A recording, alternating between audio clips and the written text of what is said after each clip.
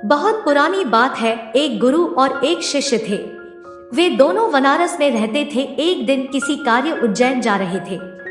उज्जैन जाते जाते उन्हें रास्ते में ही रात हो गई। चारों ओर घना जंगल था और अंधेरी रात थी। इस तरह रात्रि में जंगल में रुकना सुरक्षित नहीं था। रात होने पर भी दोनों चलते रहे। तभी उन्हें एक गांव दिखा है। गुरु और शिष्य दोनों ही गांव में चले गए। गांव में उन्हें एक झोपड़ी दिखलाई दी। गुरु ने शिष्य से कहा कि आज हम इसी झोपड़ी में रुकेंगे। गुरु और शिष्य दोनों झोपड़ी में गए और झोपड़ी का दरवाजा खटखटाया। झोपड़ी से एक गरीब आदमी बाहर आया और गुरुजी उस व्यक्ति से बोले, हम दोनों बहुत दूर से आ रहे हैं और रात्रि अधिक हो गई है। जंगल में रहना खतरे से खाली नहीं है, इसीलिए हम रात्रि में यहाँ रुकना चाहते हैं। वह व्यक्तिगत गरीब अवश्य था, किंतु दिल से बहुत नेक इंसान था।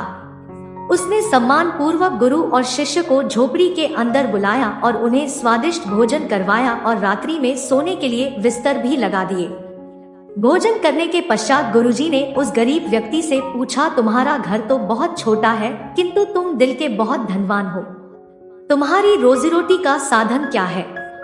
उस गरीब व्यक्ति ने गुरु के मुंह से अपनी प्रशंसा के लिए धन्यवाद दिया और बोला, मेरे पास इस गांव में सबसे अधिक जमीन है, किंतु वह जमीन बंजर है जिस पर किसी भी प्रकार की खेती संभव नहीं है। इसलिए मैंने अपनी रोजी रोटी पालन के लिए एक भैंस रखी है। उसी भैंस का दूध और घी बेचकर मैं अपनी रोजी रोटी चलाता हूँ। उस व्यक्ति की बात गुरुजी को कुछ अजीब सी लगी, किंतु वह कुछ नहीं बोले और सोने चले गए। देर रात में गुरुजी उठ गए और अपने शिष्य से चलने के लिए कहा। दोनों गरीब व्यक्ति को बिना बताए घर से निकल गए और जाते जाते गुरुजी उसकी भैंस को अपने साथ ले गए।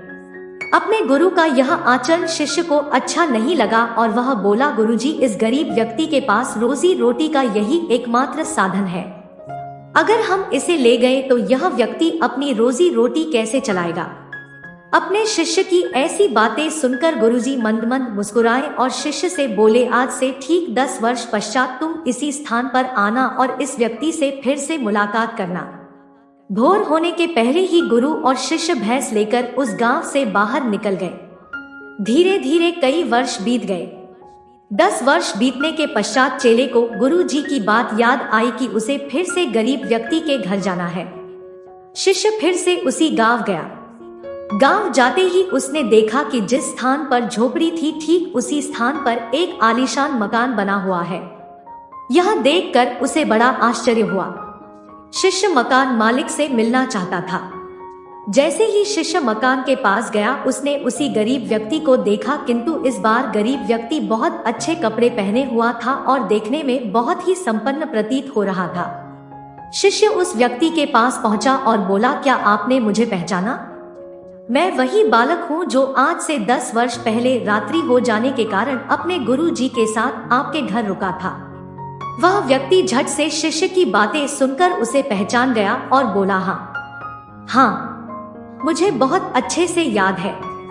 उस रात्रि अगर आप लोग मेरी झोपड़ी में नहीं आए होते तो शायद आज भी मैं उसी दरिद्रता में जी रहा होता। उस रात आपके जाने के बाद मेरी भैंस भी कहीं चली गई थी और मेरे रोजी रोटी के लाले पड़ गए थे। मैंने अपनी बंजर जमीन पर मेहनत की और अथक परिश्रम के पश्चात उस जमीन को उपजाऊ बना लिया और अब उस बंजर जमीन पर मेरी हरी भरी फसलें लहरा रही है। इसी जमीन की बदौलत मैं आज इस गांव का सबसे संपन्न किसान बन गया हूँ। शिष्य को अब समझ में आया कि गुरु जी उस रात उस व्यक्ति की भैंस क्यों ले गए। शिष्य के मन में अब अपने गुरु के लिए पहले से भी कई गुना अधिक सम्मान था। शिक्षा गुरु और शिष्य की इस कहानी से हमें शिक्षा मिलती है कि गुरु द्वारा लिए गए निर्णय देखने में भले ही कठोर लगे, किंतु वो लोगों की भलाई के लिए ही उठाए जाते हैं। तो दोस्तों, ये कहानी आपको कैसी लगी? अगर अच्छी लगी हो तो वीडियो को लाइक और शेयर जरूर करें। धन्यवाद।